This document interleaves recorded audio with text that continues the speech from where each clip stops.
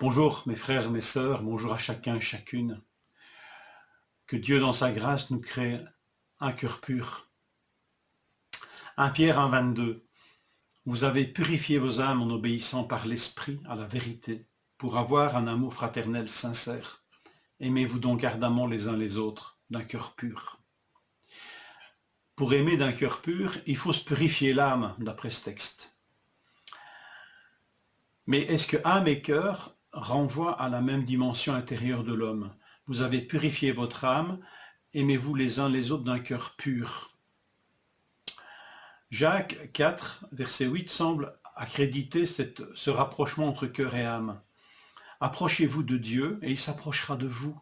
Nettoyez vos mains, pécheurs, purifiez vos cœurs, hommes irrésolus. C'est le même verbe que Pierre utilise pour parler de purifier vos âmes. Et Jacques dit purifiez vos cœurs. Alors il semble là que les deux notions, les deux termes sont peut-être interchangeables et renvoient à la même réalité intérieure de l'homme. Celle dont Jésus dit que c'est du cœur de l'homme que viennent les mauvaises choses, mais elles peuvent, les choses aussi, c'est là que la purification doit avoir lieu à l'intérieur, âme, cœur. Alors quel serait donc ce problème de l'âme et du cœur? Et Jacques, encore une fois, vient à notre secours ici pour comprendre. Il dit « Purifiez vos cœurs, hommes irrésolus ». Littéralement, double d'âme. Purifiez vos cœurs, âme double. Il ne dit pas homme ici, en fait c'est âme double. Nous sommes des âmes doubles. Et il faut, pour résoudre ce problème, que nos cœurs soient purifiés, que nos âmes soient purifiées. C'est intéressant que la traduction française nous parle d'homme irrésolu. Elle a traduit donc double d'âme par irrésolu. Parce qu'en fait, c'est ça le fruit de cette âme double, c'est que nous sommes irrésolus. C'est que nous penchons d'un côté ou de l'autre, nous sommes rarement entiers, et notamment envers le Seigneur. C'est un peu Paul qui nous rappelle ça, relisez Romains 7, enfin, ou repensez à Romains 7, le bien que je veux faire, je ne le fais pas, le mal que je ne veux pas faire, je le fais. Voilà, c'est cette division intérieure de l'homme qui fait qu'il n'est jamais entier au service de Dieu, ni du bien d'ailleurs.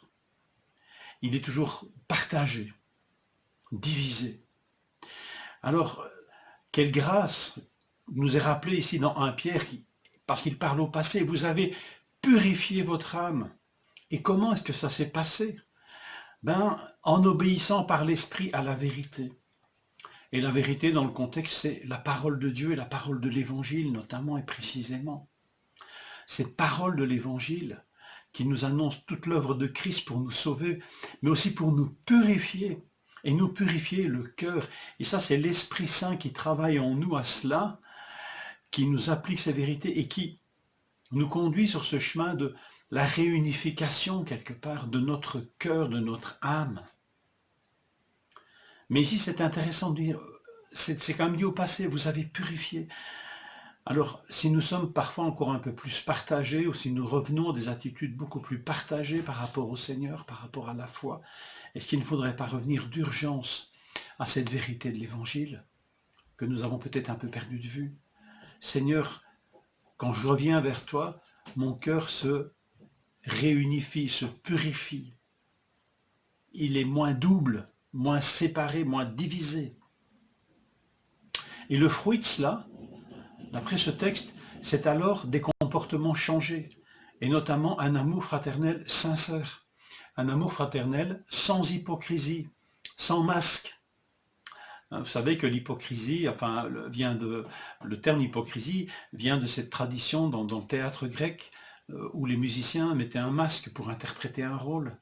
C'est sans hypocrisie, nous ne cachons pas derrière une autre personnalité, mais à nouveau, un amour fraternel sincère, un amour fraternel uni, entier. D'ailleurs, il est dit, alors aimez-vous donc ardemment. Et des traductions rendent sérieusement, à pleine main, à plein bras, faites-le ardemment, enfin, avec cette mesure de l'ardeur. Parce que là, quand le cœur est entier, et on n'est pas dans la demi-mesure. Voilà un des fruits. les plus immédiats de ce cœur qui est purifié. C'est un amour fraternel qu'il y a un cœur pur, donc il peut être ardent, il peut être sérieux. Certaines traductions, au lieu de dire « aimez-vous ardemment d'un cœur pur », dit « de tout votre cœur ». Et c'est pourtant la majorité de l'utilisation majoritaire de cet adjectif, c'est bien pur.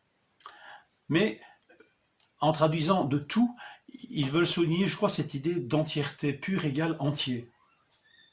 Entier, sans mélange. Et donc, c'est certainement pas une mauvaise traduction. L'Esprit Saint, par sa parole, par la parole de Dieu, par la parole de l'Évangile, est celui qui purifie et qui peut purifier ainsi nos cœurs. L'enjeu est d'importance, n'est-ce pas? Parce que cet petit adjectif, aimez-vous les uns les autres d'un cœur pur, nous le retrouvons dans cette béatitude. Heureux ceux qui ont le cœur pur, car ils verront Dieu. Quelle promesse, quel enjeu. Alors on comprend la prière de David, lui l'homme pécheur, qui s'est montré divisé dans un certain moment de sa vie, divisé dans ses intentions. Dans le psaume 51, verset 10 ou 12, selon nos traductions, il va crier ceci. Ô Dieu, crée en moi un cœur pur, renouvelle en moi un esprit bien disposé. Mais d'abord, il va crier, crée en moi un cœur pur. Que nous puissions crier aussi au Seigneur, Seigneur, crée en nous un cœur pur. Tu l'as fait par l'Évangile et continue à le faire, Seigneur. Une bonne journée.